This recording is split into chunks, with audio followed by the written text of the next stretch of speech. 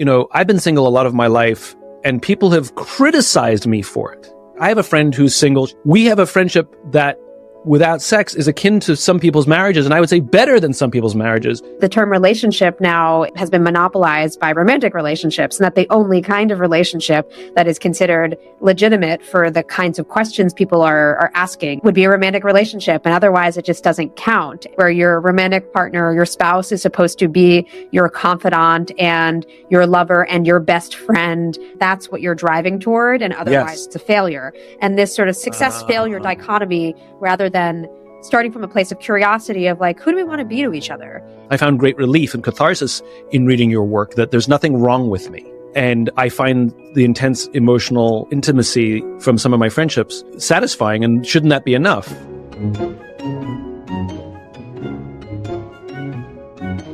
Rhaina, I'm excited to talk to you because you wrote, I think it was an op-ed for the Washington Post. I loved it. And what I really sort of zoned in on was that there are these friendships that are as intimate and as powerful as marriages, though they may not be sexual. Pretty much everything else other than the sex is the same. And I think the story you wrote about was a friend whose friend was going through cancer treatment, was there for her throughout the whole thing as a spouse, and had no rights at the end. But the thing that I found so appealing was you raised the level of what friendship means. And it really started asking, like, why is there so much pressure? Like, I have a friend who's single. She's been single since she got divorced over a decade ago. I've been single a lot of my life, and people have criticized me for it. But if you look closely at our friendships, we have a friendship that without sex is akin to some people's marriages, and I would say better than some people's marriages. And yet that is not talked about or held up as a perfectly viable alternative or living alongside marriage. So I wanted to talk to you about that. Yeah, no, there's a lot there.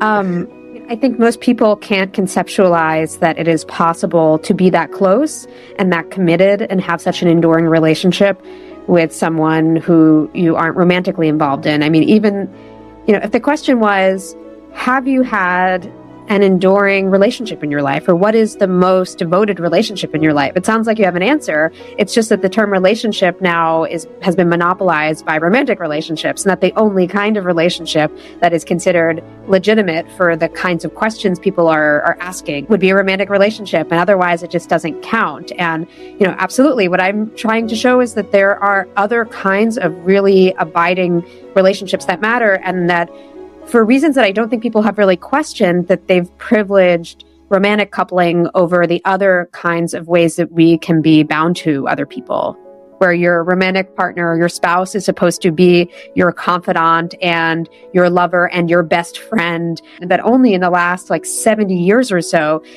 have we expected that the only kind of relationship where you can discover deep emotional intimacy is within a marriage, as opposed to with friends. And in the past, people saw their friends as the most important relationship in their life, as, the way that ancient Romans would talk about their friends as the greater half of my soul. So if you go really far back, it starts to look quite different in terms of how people valued platonic versus romantic relationships. So your work on friendship is a common theme. What specifically got you on this path? Why did you find yourself so interested in friends? What set me on the path for writing about this is personal, but in a kind of different way, of falling into a friendship that really scrambled to me what the definition of friend is. So this is a friend who I write about and refer to as M. And she and I felt like I'd fallen in love with her in a way that was not different fundamentally from how I'd fallen in love with my husband. It just didn't have a sexual component. So I had so many questions that came up from that friendship around, how do we decide which relationships matter the most? Why do we set certain limits on friendship? Why don't we have more terms to talk about the closest of friendships? And once I started asking questions about our specific friendship, I found myself asking questions about all kinds of friendships, and, have an interest in men's friendships, and why, it's especially hard for them to get the kind of intimacy that I was able to find so easily. So a lot of the writing came from this specific relationship that then made me look more broadly at friendships. And then you went, and the piece I found you wrote about the legal rights of friends, where they have none. Yeah, I mean, the point for me is not that we need to create like new categories for friendship in the law, which I think might be one route to go, but instead to say, on what basis are we designating some types of relationships significant and others insignificant and invisible? And when you look at friendships that have lasted 50 years, these are people who are there for a year's worth of cancer treatments for their, for their friend, and who are executor of their friend's estate and have medical and legal power of attorney rights. The kind of broader point that I'm interested in is how we are so set on certain kind of categories for creating this hierarchy of which relationships matter and don't, and are paying less attention to what is actually happening within the relationships. Yeah. And can we be more expansive and open-minded about how people set up their lives and who they're turning to? I think it's such an interesting conversation about categories, right? Because we're talking about marriage as a category and friend as a separate category. And we're not talking about that friendships should necessarily have the same legal rights as marriages. That's not what we're saying. But rather, like, why can't, for me, it's a fascinating conversation from a societal pressure thing, which is I found great relief and catharsis in reading your work that there's nothing wrong with me, right? And I find the intense emotional intimacy from some of my friendships satisfying, and shouldn't that be enough? But in the talking of categories, Europeans make fun of Americans because in America, everybody you meet is your friend. My friend this, my friend that. You've like met them once, And I do think there is the need for at least more categories of friend. Precision. I also I like the term acquaintance. Like, do you know this person? Yes, they're my acquaintance, or I know them, they're my work friend, because it's helping me delineate intimacy or an emotional intensity. Because I don't, from the language, from the category, I have no intimacy with an acquaintance.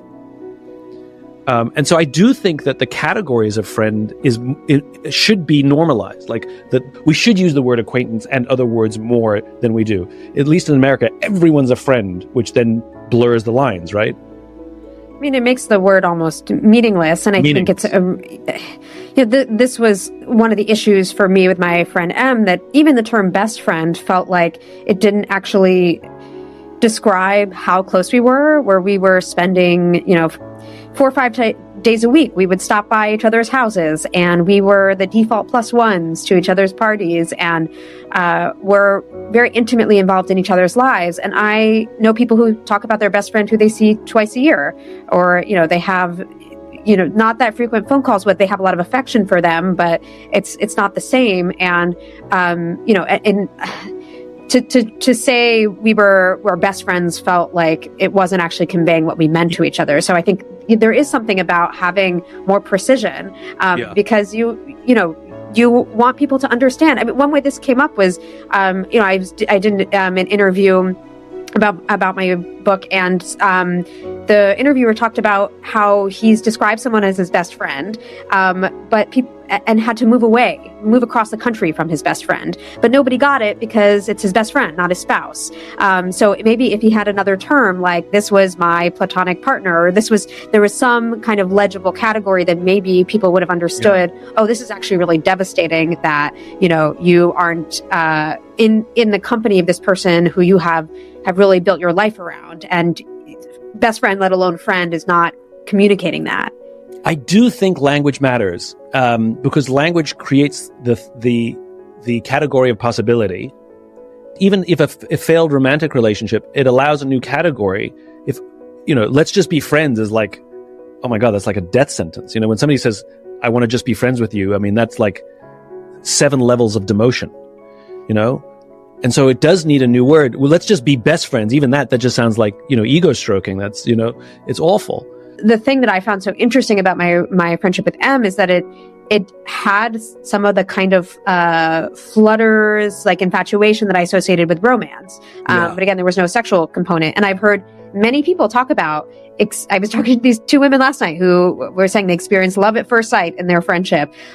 So I was interested in how within a platonic relationship, it is actually possible to have these feelings of excitement that we've been told are only possible within a quote unquote romantic relationship, and that it blurs categories that are really seen as distinct. But if you think even about romantic relationships, there's a whole spectrum for the emotional experience people have. Some people have very passionate romantic relationships, and others have more companionate ones where it might feel more like a familial relationship. It doesn't feel kind of out of place to me that we could both be talking about really close friendships, but the kind of emotional experience might be a little bit different. Let's change tack slightly. We see an increase of loneliness, anxiety, depression, and in some demographics, suicide in the United States, and actually indeed around the world. So you can have friends and be lonely or depressed. Why are we struggling? Why are we struggling to make the kinds of friends that we could call in darkness and say, I need you, or who would be aware enough to show up and say something's wrong? Like what's happening in our society today that we're struggling to make those kinds of friendships that you write about? I'm thinking of one of your first comments about how you are scrutinized for, like, you have been scrutinized for being single. Essentially, like, if you don't have this one kind of relationship, then what's going on in your life and what's wrong with you? And I think there's this phenomenon of what's called compulsory coupledom, like that basically there's so much pressure to be coupled, which means, you're putting so much effort toward this one relationship. And we're not saying, what does a good life look like? A good life looks like one where you have a community, where you have a bunch of friends who you are investing in. And I think that, we get into these sort of feedback loops where we don't open ourselves up to other people and then think, okay, there is just this limit to how close a friendship can be because I've never felt any closer, rather than understanding that maybe what we refuse to give over, what we refuse to show, makes it impossible to have the kind of closeness that actually there's potential to have within friendship. And I, recently was kind of witnessed a friend as she was going through a real crisis, and she let me into her home, and I just held her as she heaved for several minutes, and she's the most together person I can think of. And getting to see her in that messy state brought us so much closer. And I'm not sure that many people would have the courage to let someone in at that moment, and would instead wait until everything is all tidied up and then they could tell them what happened after the fact. So I think that's probably a phenomenon that's going on for a lot of people, that they don't want to let people in when there's so much that's not all pieced together neatly yet. What's interesting as you were explaining that, the thought that came to mind was it's goal setting in some weird shape or form, which is when I was a young entrepreneur and I just started my business, every networking, anything I did, I felt like I had to close a deal, like in the first meeting, I had to, the first phone call, I needed to get a deal. And obviously I got none because I showed up guns a-blazing and so much pressure that I put on myself, because I thought a successful entrepreneur was somebody who closes all the deals. So I was just trying to live up to this image that I had of what I needed to do. And it wasn't until I completely changed the goal of an initial interaction. So, for example, if I have a first meeting or a first phone call with somebody new, my only goal is to create an environment in which if I call them back, they'll take the call. That's it. That's it.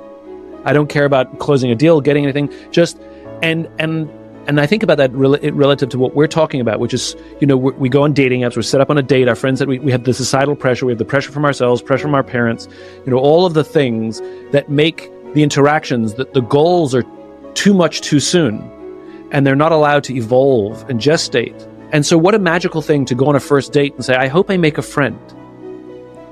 I think the goal setting is part of the problem, but how we show up profoundly changes if we simply downgrade our ambition for this new relationship.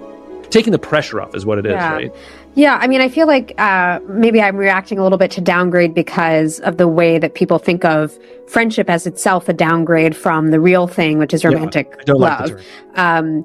But what you're getting at is that we conceive of only one kind of relationship that can be a container for the many things that we might be looking for in our life, like somebody who is going to be there to talk to at the end of a hard day. Who knows when your plane lands? Who's going to hand you a mug of tea? And that if we can understand that there might be other kinds of relationships, like friendships, could be a sibling relationship. I've also encountered a number of lifelong sibling relationships where that is the anchoring one.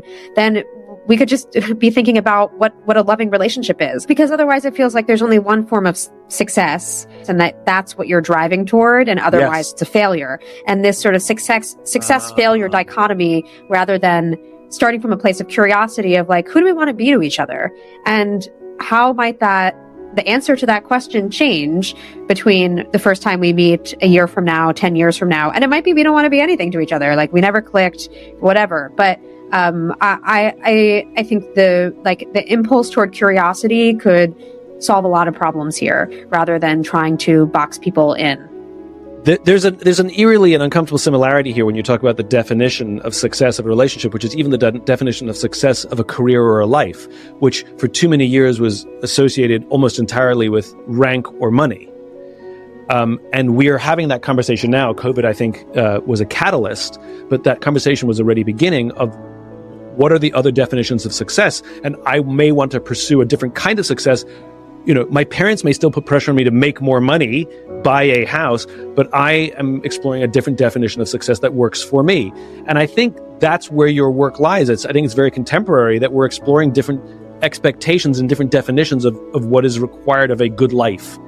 And this different definition, these new definitions of what success in relationship looks like, which is it's not always, the metaphor carrying over, money, marriage, tradition. I find very interesting. And I wonder these challenging of all these definitions of what's expected of our lives, from our careers, our friendships, our romances. I wonder what the common thread is that we're pushing against all of these definitions. I think that the common thread here is intentionality, and that we have been put on a kind of conveyor belt in different areas of life where we've been told that there is one type of success, and that a lot of people, hit a point where they're like, I've tried this and it's not working, or I'm starting to question for the first time the thing that I've been told to do.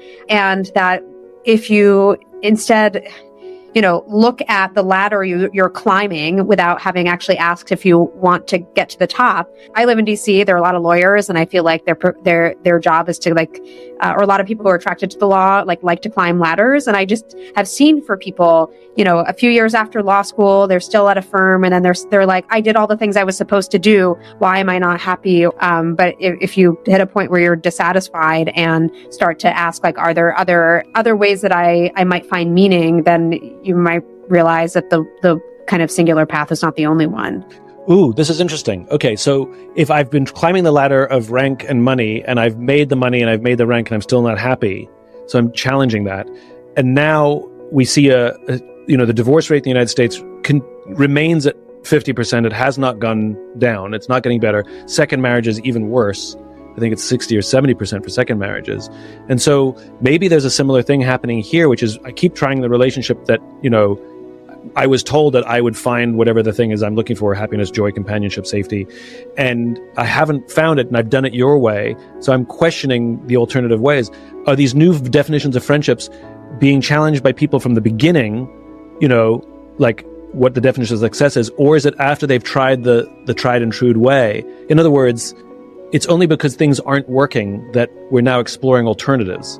Yeah, I would say, I think that actually this is coming from two directions. Maybe the best example of this would be parents who are overwhelmed and are like, I have a 2-parent household. I have a nuclear family. That is supposed to be the gold standard. And yet I am totally exhausted and I don't feel satisfied. I think there's a sense that I've been duped. Something I'm working on right now is about, parents who raise their kids among friends and in these larger networks. Some of the people who end up doing that have seen how exhausting it is for other parents and don't want to get themselves into that same trap. Then there's this sort of positive thing that gets people to come off course, which is not unlike what happened with me in M, where we fell into a friendship that nobody had told us you could find. There was no dating app to find a platonic partner or whatever we wanted to call ourselves. But life happened. And then we're suddenly questioning, well, why is it that only a romantic relationship is supposed to be the thing that's going to, make us complete, a successful person in the eyes of others, where nobody will be asking us, like, why are you still single? You can stumble into a relationship that's really important, or stumble into a career that, nobody told you was going to get you status points, and find that it's meaningful, and then start pushing back at everything else that people have been telling you. And I think on the flip side, you can try the thing that you are supposed to. When I think about somebody I'm close to who grew up Mormon, and one of the ways that she felt left Mormonism was that she had felt like she had done everything she was supposed to, and yet she still was not hearing, the voice of God in her head. She was not getting the result that she was going to have. And I think that those kind of opposite pressures can lead to the same place of questioning. So can you tell me something that you've done over the course of your professional career that you absolutely loved being a part of, that if every project you ever worked on was like this one project, you'd be the happiest person alive, specifically?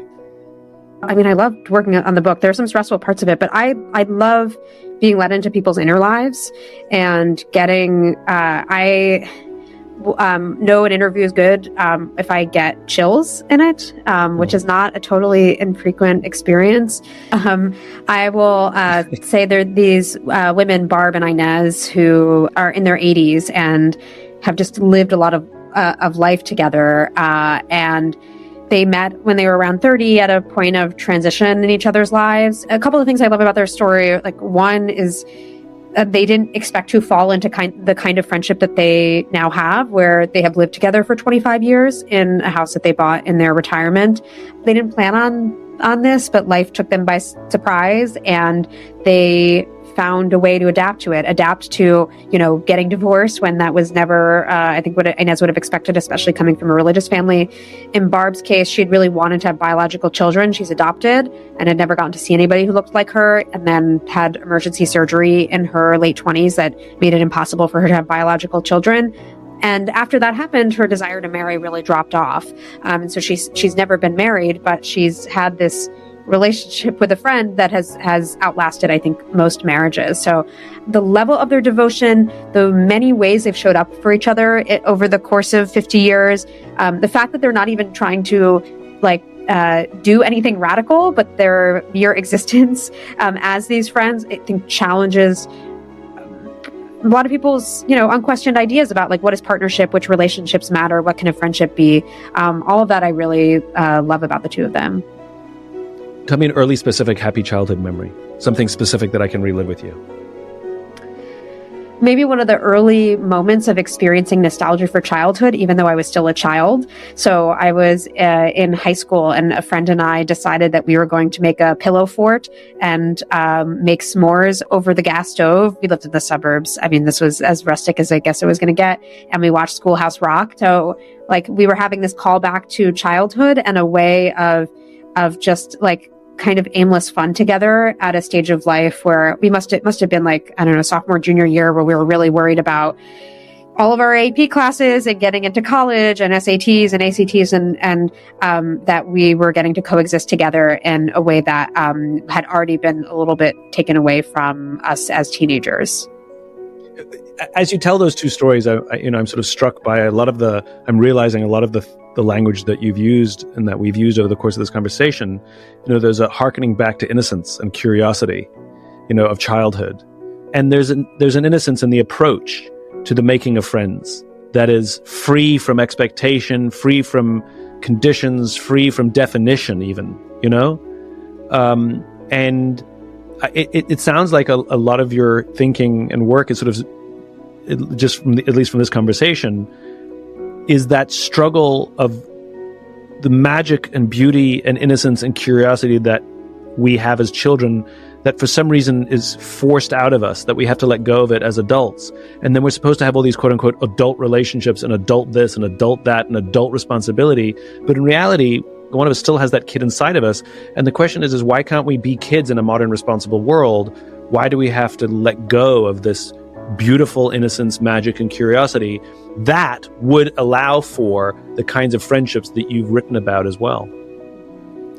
Yeah, I mean, magic is a term that has come up in a lot of the conversations I've had with people who have these extremely intense friendships. Like there's something that they can't quite explain about it and that they enjoy. I think, the sense of possibility and like the sort of unconstrained possibility for kids feels right to me. One of the tensions that like is very apparent to me in these sorts of friendships that I look at is like, on the one hand, they are beautiful because they are free of expectations. Like there's no social script for these kinds of friendships. So people have to kind of imagine what they're going to be for themselves, have conversations for themselves. And that coexists with, well, if your friend is in the hospital, you want someone to take you seriously. Yes, of course. It's not the rejecting of adulthood. And so what I don't want to do is say, okay, here's a new box that these fit into because that'll help them get recognized. It's how can we start from a place of questions rather than these little discrete boxes. And like I think the ability to shapeshift, to have conversations with each other, to play is a really beautiful thing that we can learn from these sorts of friendships that don't fit inside the lines. The recommendation is to start from a place of questioning and start with a place of questions. And I think it's a perfect place to end too, which is to end with the questions, which is, why can't we have the kinds of relationships that fulfill us in any way, form that we want? And just, that's the question that we should be showing up with. The closest person in my life is my sister, not a friend or a spouse, and some of my friends are so close to me that, it's been said to me, like, Simon, if you ever get married, they're going to have to deal with the fact that, you have these close friendships, but why not? They're all, you can have all these people in your life and you can all enjoy each other's company at the same time.